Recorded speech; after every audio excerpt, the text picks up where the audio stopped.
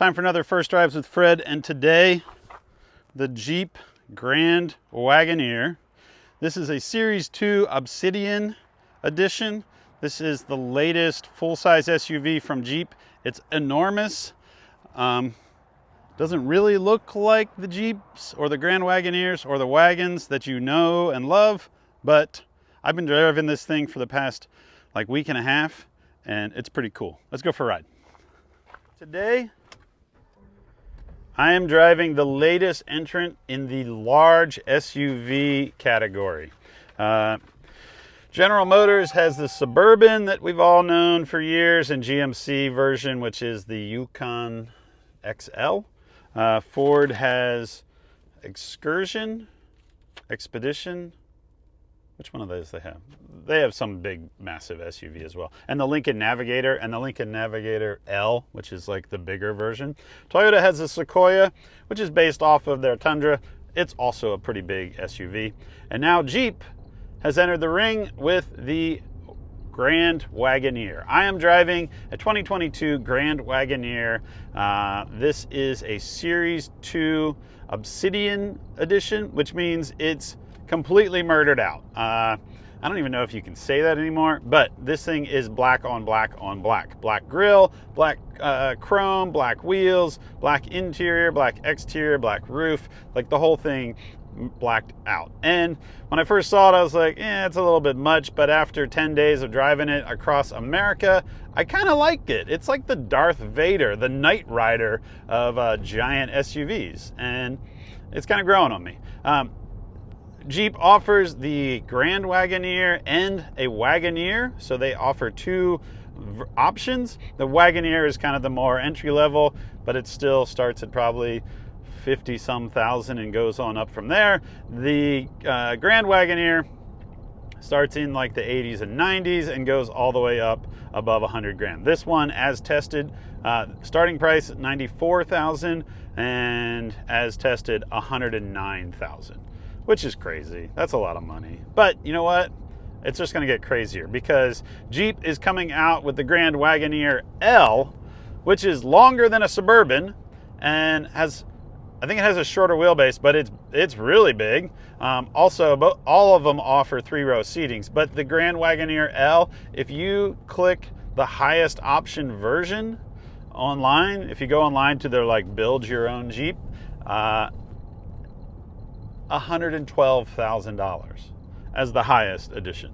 So there are less expensive ones, but if you got a lot of kids, it's expensive because you're gonna need a big vehicle to haul them all around in. Now, you don't need to buy the highest edition Grand Wagoneer with the Macintosh stereo and the 7 different screens. There's a screen in front of me and in front of the passenger and in front of the middle and down here in front of the shifter, and then in the center console in the back, and then in front of both middle seats. So there are screens all over this thing, and it's got leather and it's beautifully stitched. The interior is awesome. The headliner is like a suede. It's super nice, which if you have a bunch of kids is probably not the car to get. You probably, what Jeep should offer is the kid edition Wagoneer, where mom and dad have really nice seats up front, and then from the middle on back it's all vinyl and bed liner, and you can just pressure wash it out. Maybe even one of those Lexan screens between the front seats and the back, like you see in police cars and taxi cabs. Just so mom and dad can have a nice conversation while the kids are in the back destroying the car and beating each other up. When I was a kid, my parents had a slide-in camper in an old GMC truck, and there were 4 of us. I was the youngest of 4 boys, and I don't remember any of us ever really being allowed to ride in the cab of the truck. It was just a regular cab pickup truck. So I don't remember. My memory has been blocked out from all the abuse that happened in the motorhome or the camper, the sliding camper in the back. But we would ride in that all the time on family vacations, and I'm pretty sure my parents would just put us in there, lock the door, and then open it up when we would get to the beach or the Grand Canyon or wherever we were going, and see if we had destroyed each other. Luckily, even though I was the youngest, I was going to grow up to be the biggest, and so somehow I was able to hold my own. My other brother, Sam, he was the smartest, so he probably just hid. But the point of my story is that this is a really nice SUV, competing against some really nice SUVs, and Jeep definitely showed up ready to bring it on. Interior is beautiful. The exterior, when I first saw it, I was kind of bummed because I was like, this thing doesn't look like a Wagoneer. Like, I own a Wagoneer, and it just doesn't seem to have the same styling. I was expecting something on par with the Jeep Commander. You know, the Commander was super boxy, but it kind of took a lot of styling cues from the old Grand Wagoneer. This is not like that. But I will get to that point later. I'll get to the styling part later, because it does kind of make sense when you really look back at the history of Jeep's SUVs. So it does have its own style. The other thing that I was really considering was, I thought Jeep was going to have, well, Jeep has said we were going to have a Wagoneer and a Grand Wagoneer. And I was like, these are going to be two different vehicles. The Wagoneer, the Grand Wagoneer will be like this. It'll be like a big version of a Grand Cherokee, full independent suspension. I was expecting unibody. This is actually body on frame. It's a frame that's very similar to the Ram 1500, but not the same because it's independent suspension front and rear. But I was expecting this.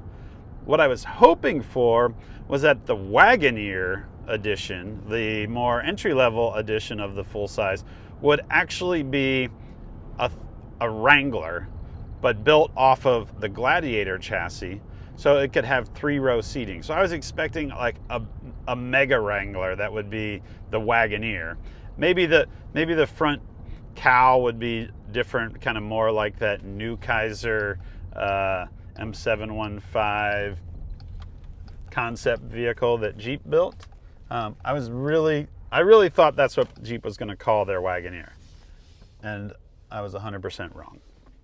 But that's okay. Can't always be right.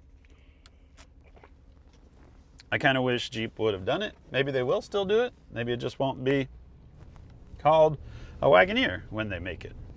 But again, it's pretty cool that Jeep now has a full-size SUV again.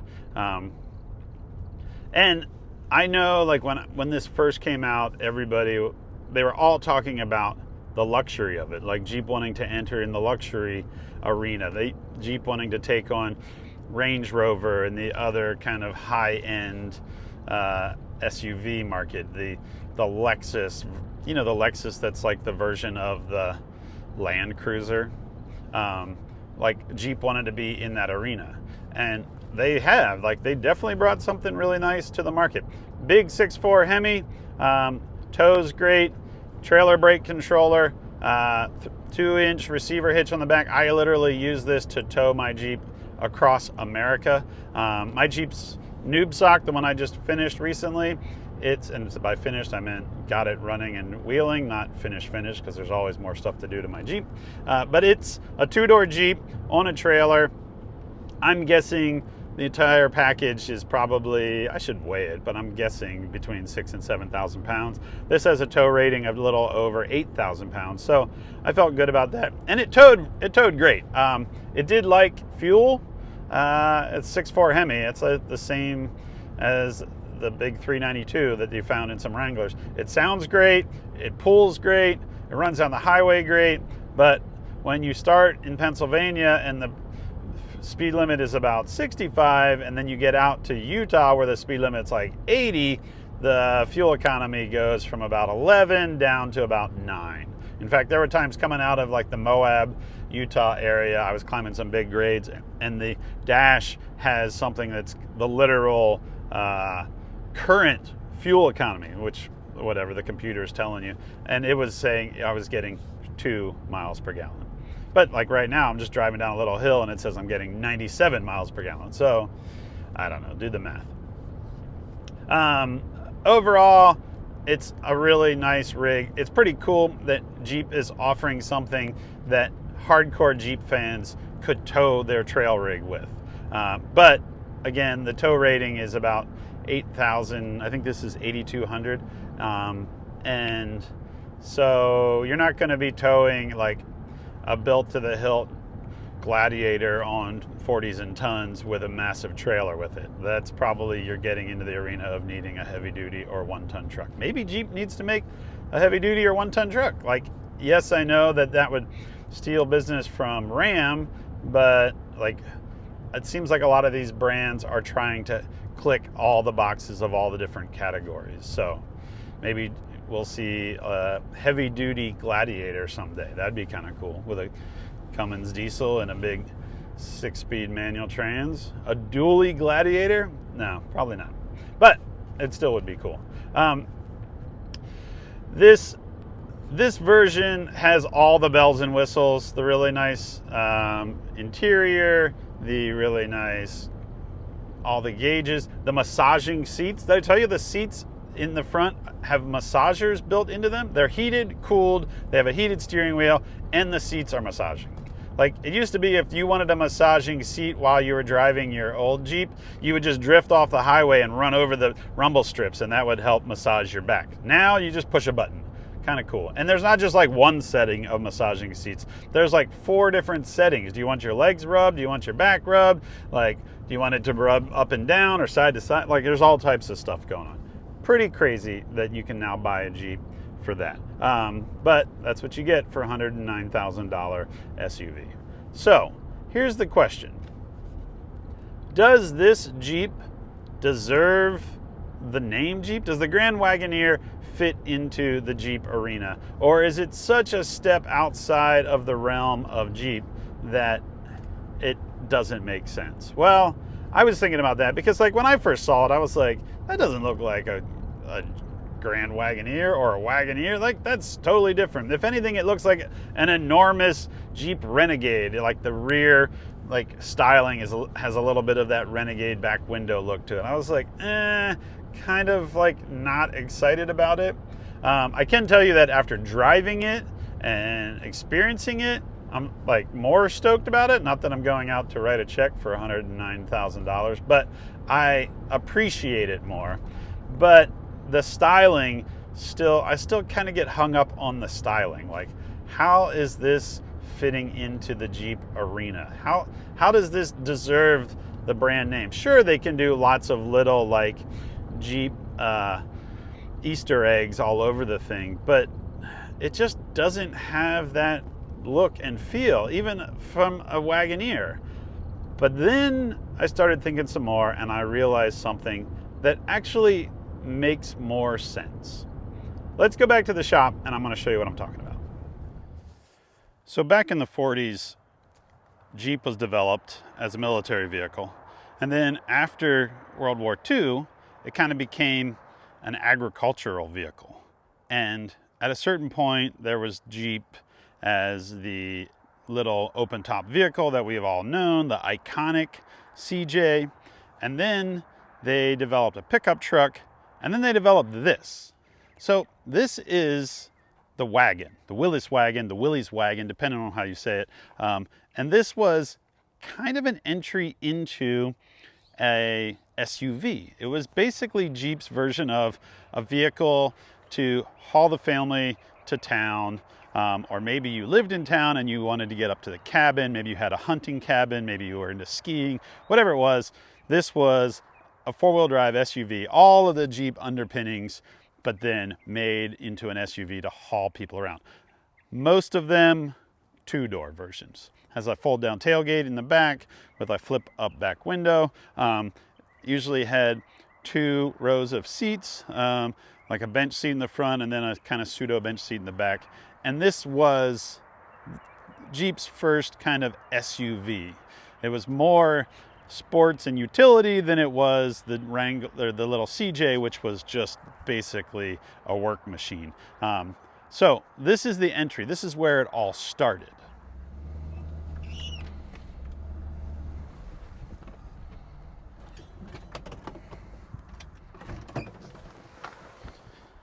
Then in the 60s, Jeep showed up with this. This is the Wagoneer. This one in particular is about a 71 edition. We rescued this on Dirt Every Day out of a garage up in Washington and drove it all over Oregon, and it was awesome. But here's the thing. This Wagoneer, which eventually became the Grand Wagoneer, the body styling's changed very little, but it's very different from the wagon, like a completely different vehicle. Not as tall and skinny, more kind of low and wide, where the wagon had 4-cylinder and 6-cylinder engines. This was stepped up to 6-cylinder and 8-cylinder engines. In fact, there was a point where you could get a 401, a 401 cubic inch engine, bigger than the engine that's in the new Grand Wagoneer. Not as much power, of course, because older technology, but you could get the biggest displacement 401 in a Wagoneer and a Grand Wagoneer. And over the years, the vehicles changed and morphed. They eventually got that iconic wood paneling look on the side, which some people love it, some people hate it. I've seen people put it on the new Grand Wagoneer. I don't like that. I don't like that look. But I can tell you that part of the reason why I'm a little bit more accepting of the way the Grand Wagoneer looks. In fact, let me pull it up here and you can look at all three of them together.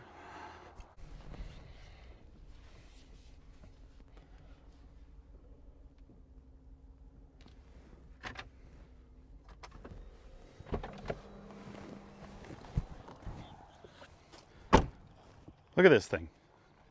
Massive, enormous. And not really a whole lot of styling cues, if any, from, look at it, it's lowering itself down so that you can see the other ones. The air suspension settles down so you can get out. Not really anything on this vehicle that's holding over from that vehicle before it. But when you look at the Wagoneer compared to the Willys wagon, not really anything there either. It's not like they were like, this is an iconic thing that we have to carry to that, which we have to carry to that. No, they were just like, in about the 60s, they were like, we need a new wagon, start over, make something new. And when they came out with the Grand Wagoneer, they were like, start over, make something new. And so it's kind of like, it is looking back at its heritage by just doing something completely new and different, and something that's more up to date with the rest of the market. Something that is more competitive with the other vehicles out there, where if they were bringing back the Wagoneer or the Willys wagon, yeah, there would be people that would love it, because there's always people that love kind of the retro styling. But I think for the general masses, they were like, no, we need a thing that will compete on an all-new playing ground, because this is what people want these days. They want these vehicles with all of the amenities, all of the screens, all of the luxury, and then let's build that and go compete. Now, it's cool because it's still a Jeep. It still has off-road capabilities. It has a low-range transfer case. It has different settings for different terrains. It even has, like, there's a setting in there that tells you if the rear locking differential is working, which is kind of cool. I didn't even realize, like, I don't know that there's a button that you can push to turn on the rear locker, but there's a screen that says it has a rear locker. So I'm still figuring out all of that stuff. Where in the good old days, there's a lever. You just pull a lever, put it in the low range, you know it's doing its thing. And either it had some sort of limited slip, or like eventually in the aftermarket, you could put in selectable lockers, or like the Wranglers come with them, as you can turn them on and off, where this thing has so much capability, but it's like, it takes a while to learn how to use it. It's like a new telephone, a new computer. This vehicle has so many gadgets and things in it that it takes you a little while to get used to it and figure out how it all works. This thing literally has night vision, which is part of the driver's eyes up display, so that you can tell if there's like wildlife or deer or buffalo or something running out into the road. I haven't figured out how to turn the thing on, but it's on the sales slip, so it's definitely in there. I just have to figure out how all this stuff works. So I think that's the point of my review, is that the Grand Wagoneer, super high-end luxury, massive, lots of seating, works as a tow rig if you are a Jeep fan and you want to be able to tow another Jeep. Would be a great tow rig with a little flat fender on a trailer behind it, going out to Moab or Johnson Valley or any of those places you like to go, because it's big enough that you can climb in the back and sleep in it. You can roll a mattress out in the back and camp out in it. It would be a really cool overlanding vehicle because big power, lots of space for stuff, and completely different than the thing before it. But the thing before it was completely different from the thing before it. So that's kind of the way it goes in this category. Plus, these high-end vehicles, it seems like a lot of the market for the high-end vehicles changes vehicles regularly. Like every 3 to 5 years, they're switching to the next newest thing. So this might seem ostentatious at $109,000, but these will probably come onto the used market quicker than some of the lower, like the Wranglers, where a customer might hold on to it and build it up over the time. This, on the other hand, they'll drive it as it is, and then eventually you'll be able to go out and buy a used Wagoneer or Grand Wagoneer, and I feel like in like 10 years from now, or maybe less, maybe 5 years from now, you'll start seeing more of these getting modified. I'm sure someone will cut all the independent suspension out and put 1-ton axles under. In fact, how do you like this idea? This is Grand Wagoneer based off of a Ram truck chassis. Half-ton Ram, but still Ram truck chassis. What if you took a Grand Wagoneer and you put it on a Power Wagon chassis, or you just got Power Wagon axles? Power Wagoneer. Let's see somebody do it. I'm gonna do it if one of you won't do it. So I just need to get Jeep to send me a Wagoneer, and I need Ram to send me a Power Wagon. I'm gonna cut them all up, weld them all together. All right, that's it for this first Drives with Fred. I've spent 10 days with a Grand Wagoneer. This is the Series 2 Obsidian Edition.